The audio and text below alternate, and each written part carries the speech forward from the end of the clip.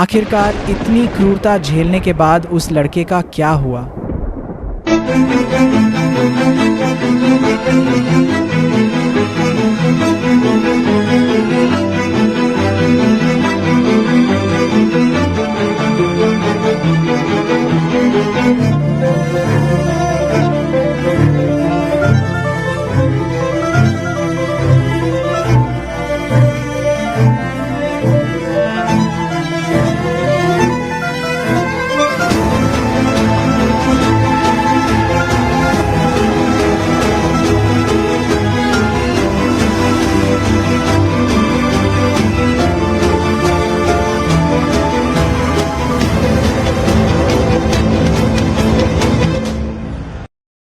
पिछले एपिसोड में मैंने आपको बताया था कि मैं कंपनियों के काले राज खोलूंगा।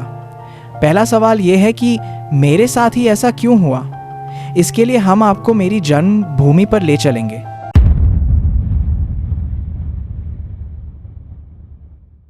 नई दिल्ली, साल 1997। 90 का दशक भारतीय युवाओं के लिए सुनहरे दौर की शुरुआत जैसा था। कॉन्वेंट स्कूल, पढ़ाई लिखाई में कंपटीशन और सोच का दायरा बढ़ना, ये सब उस समय की खासियतें थीं। एक मिडिल क्लास परिवार में एक बच्चे का जन्म हुआ। उसके पिता नौकरी की रेस में संघर्ष कर रहे थे और माँ एक टीचर थीं। लेकिन हर पिता की तरह वे भी अपने बच्चे के लिए सबसे अच्छा चाहते थे। उन्होंने एक फिएट पद्मिनी कार खरीदी और उसमें बैठकर कहा कि उनका बेटा एक बेहतरीन इंसान बनेगा, दिल और दौलत दोनों से एक असली राजा।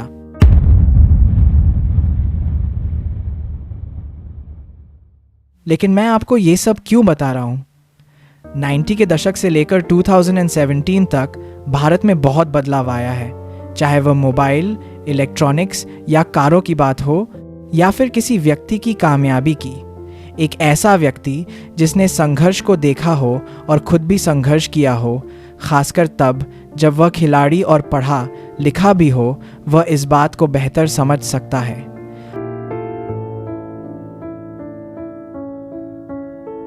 अंधों के बीच राजा बनने या उनका साम्राज्य चलाने से बेहतर है कि नियमों या कानूनों के संदर्भ में अपनी आवाज उठाई जाए।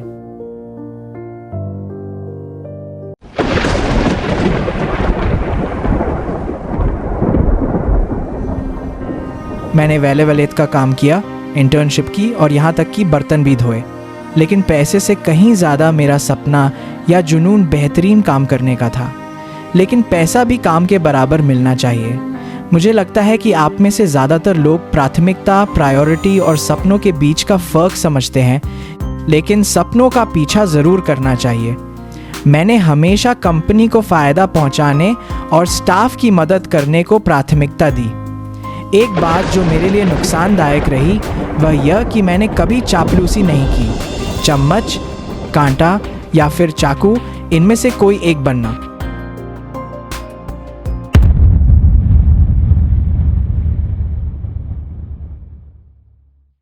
कभी कभी मैं सोचता हूं कि मुझे क्या मिला।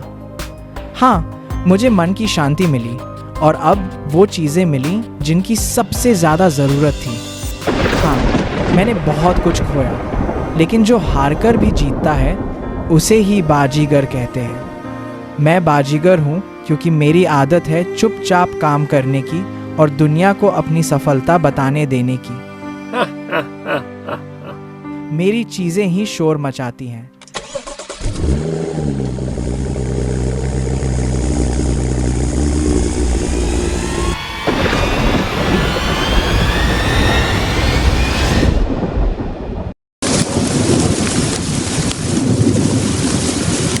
जब कंपनी ने मुझसे इस्तीफे के बारे में पूछा कि क्या मुझे अपनी मेहनत की कमाई खोने का डर है, तो मैंने पूरे भरोसे के साथ कहा नहीं। लेकिन हाँ, मैं और ज़्यादा कमाने की योजना बना रहा था। अफसोस की बात यह थी कि मेरी टीम कमाई को लेकर गलत फहमी में थी, लेकिन मैं अलग हो गया क्योंकि जिसने करोल बाग में काम किया हो और वहाँ का माहौल देखा हो, वही सबसे बेहतर जानता है। सही कहा ना? अगला एपिसोड इस बात पर एक क्लास होगी कि संकट के समय संकट का प्रबंधन कैसे किया जाए, मेरे पिता की इम्प्लीमेंटेशन, कार्यान्वयन की थ्योरी। मैं अभिषेक चक्रवर्ती हूं और आप अभिषेक नील का कॉमन मैन चैनल देख रहे थे।